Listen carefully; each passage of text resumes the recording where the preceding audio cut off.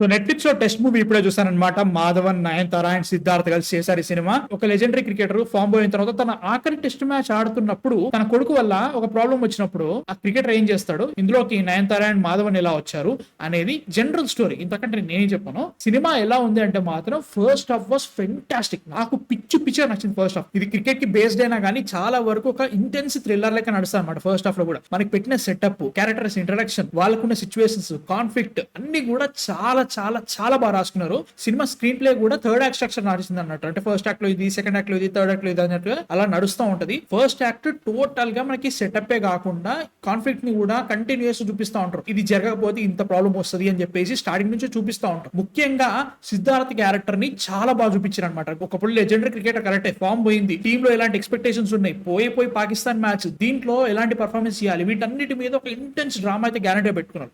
ఇది కాకుండా ముఖ్యంగా మాధవన్, నయనతార వీళ్ళిద్దరు క్యారెక్టర్స్ మధ్యలో ఉండే సిచ్యువేషన్స్ అండ్ ఆల్సో వీళ్ళిద్దరి మధ్యలో ఉండే కెమిస్ట్రీ అండ్ వాళ్ళకున్న పెద్ద ప్రాబ్లమ్, వీటన్నిటిని ఫస్ట్ హాఫ్ చాలా బాగా పెట్టుకున్నారు. కాన్ఫ్లిక్ట్ సెట్ అయిన తర్వాత ఇంకా సినిమా వేరే లెవెల్కి వెళ్ళిపోయిందని చెప్తాం. దాని తర్వాత సినిమా సడన్ గా టోన్ మార్చింది. అంటే మనకు ఆల్రెడీ హింట్ ఇస్తారు, ఓకే ఇలా జరిగే ఛాన్స్ ఉంది అని చెప్పడానికి. మనకు బెట్టింగ్ అంటారు, స్పాట్ ఫిక్సింగ్ అంటారు, సిద్ధార్థ్ క్యారెక్టర్ ఒకటి, మాధవన్ సిచ్యువేషన్ ఒకటి అన్నట్టు చెప్తా ఉంటారు. దానికి తగ్గట్టుగా సెకండ్ హాఫ్ తీసుకెళ్లారు.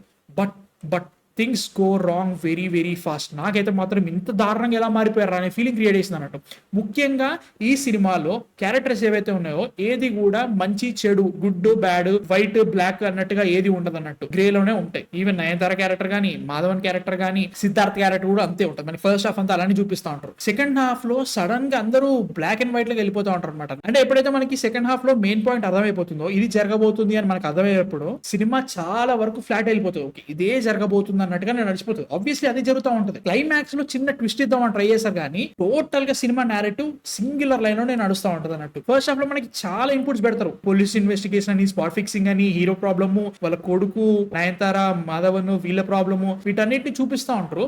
వీటన్నిటిని స్ట్రీమ్ లైన్ చేసేసి ఒక నార్మల్ ఫ్లాట్ లైన్డ్ నేరేటివ్ లో నడుస్తూ ఉంటది. అది ఏంటి క్యారెక్టర్ ఇలా చూపించిన ఇప్పటి వరకు ఇలా జరుగుతుంది, అవసరమా ఇంత దూరం వెళ్ళిపోవడానికి? అంత దూరం వెళ్ళిపోయినా కానీ దీంట్లో ఏమైనా చేంజెస్ ఏమైనా జరుగుతాయా? లైక్ క్యారెక్టర్స్ ఏవైతే ఇది జరుగుతుందని ఎక్స్పెక్ట్ చేస్తున్నారో దానికి అగేన్స్ట్ గా జరుగుతుందా, లేదంటే దానికి ఆపోజిట్ ఏమైనా జరుగుతుందా? లేదు, లిటరల్ గా నువ్వేమేం ప్రిడిక్ట్ చేస్తున్నావో అది జరుగుతుంటాం అనమాట. ఒక కుట్టి అనే క్యారెక్టర్ ని మనం స్టార్టింగ్ నుంచి చూపిస్తా ఉంటారు. వాడు ఏం చేస్తాడో మనం స్టార్టింగ్ నుంచి ప్రిడిక్ట్ చేయగలుగుతాం. ఒక ఎమోషనల్ ఇంపాక్ట్ గ్యారంటీ క్రియేట్ చేసినా గానీ నీ నేరేటివ్ మాత్రమే చాలా ఫ్లాట్ కి వెళ్ళిపోయింది అనే ఫీలింగ్ వచ్చింది అన్నట్టు. ముఖ్యంగా మాధవన్ గారి క్యారెక్టర్ నాకు ఏంట్రా బాబు ఇలా రాసేస్తారనే ఫీలింగ్ వచ్చింది. సెకండ్ హాఫ్ లో జరిగేదంతా కూడా కొంచెం తేడా అయిపోతుంది అన్నట్టు. పోనీ అంత పెద్ద ఇన్సిడెంట్ జరిగింది కాబట్టి క్యారెక్టర్ మారింది అని అనుకున్నా కానీ అక్కడ నుంచి ఇంకా ఎటో వెళ్ళిపోతుంది అనమాట. నాకు అక్కడ ప్రాబ్లం వచ్చింది. But performances in this movie is really good. నిజంగా సిద్ధార్థ్, నయనతార, మాధవన్ గురించి చెప్పే పని లేదు. ఈవెన్ మీరా జాస్మిన్ కి చిన్న రోల్ ఉంటది దీంట్లో. She was fantastic. ఒక పర్టికులర్ సీన్ ఉంటది, చాలా చాలా బాగా చేసింది ఆమె. మిగతా వాళ్ళందరూ ఓకే బాగానే ఉన్నారు అనిపించింది కానీ మెయిన్ యాక్టర్స్ వీళ్ళు కాబట్టి చాలా బాగా సెట్ చేస్తున్నారు అనమాట. అండ్ ఆల్సో ఫస్ట్ హాఫ్ లో ఇంటెన్సిటీ చాలా బాగుంది అన్నట్టు. ఓకే క్యారెక్టర్స్ అన్నిటికీ డిఫరెంట్ ప్రాబ్లమ్స్ ఉన్నాయి. ఈ ప్రాబ్లమ్స్ అన్ని చాలా ఇంటెన్స్. దీని వల్ల టోటల్ కథే మారిపోవచ్చు అనే ఫీలింగ్ క్రియేట్ చేశారు ఫస్ట్ హాఫ్ లో. అవన్నీ తీసుకొచ్చి సెకండ్ హాఫ్ కి స్ట్రీమ్ లైన్ చేసిన తర్వాత నీకు అర్థమైపోతుంది